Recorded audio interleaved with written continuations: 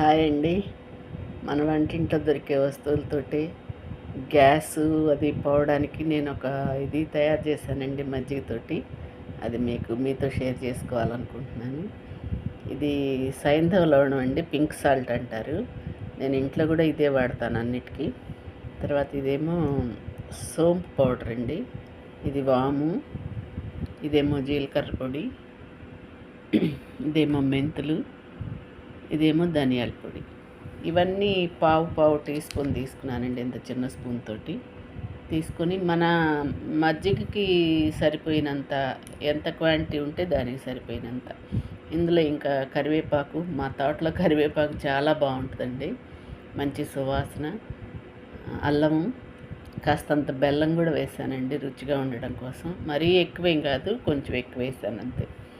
ఇవన్నీ వేసి దీన్ని ఈరోజు రాత్రిపూట తయారు చేసి పెట్టుకుంటే పొద్దునకి ఇందులో ఉండే ఇంగ్రీడియంట్స్ అండి మధ్యలో దిగుతాయి. పొద్దున ఒక గ్లాసు, మధ్యాహ్నం ఒక గ్లాసు, సాయంత్రం ఒక గ్లాసు. ఇవి ఇదిగో ఈ స్టెయినర్ తోటి తాగితే అవేమీ రావు. మళ్ళీ దాంట్లోకి వేసేస్తాను నేను అవి. మొన్న నేను తయారు చేసుకుని తాగానండి.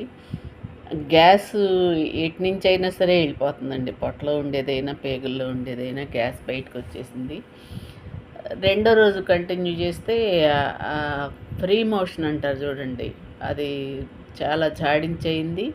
తర్వాత గాల్లో తేలుతున్నట్టు ఉంటుంది అంటారు చూడండి, అట్లా సయాటికా పెయిన్ ఉన్నా కానీ, ఇంకేదన్నా ప్రాబ్లమ్స్ ఉన్నా కానీ అన్నీ కూడా దీన్ని ఏమంటారు, బాడీలో ఉండే టాక్సిన్స్ అన్నీ బయటకు వచ్చేస్తాయి. ఇది కొంచెం నీళ్లు మనం తాగిన తర్వాత మళ్ళీ అది ఫిల్ చేశానండి నేను అట్లా.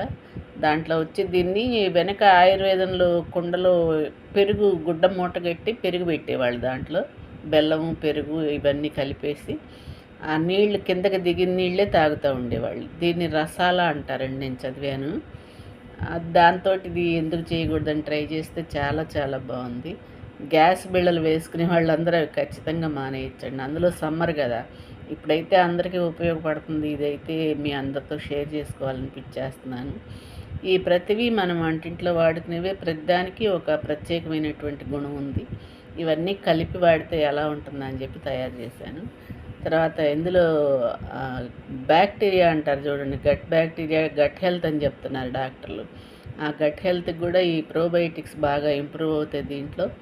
3 రోజులు వాడుకున్నాను నేను. 3 రోజులు ఆ నీళ్లు మారుస్తుంటాం కాబట్టి ఇదేం పాడవదు. లైట్గా పులుపు కూడా రాలేదు నాకు, కుండలో కాబట్టి చాలా బాగుంది. మీరందరూ కూడా ఇది వాడి చూసి ఎలా ఉందో చెప్పండి. Thank you.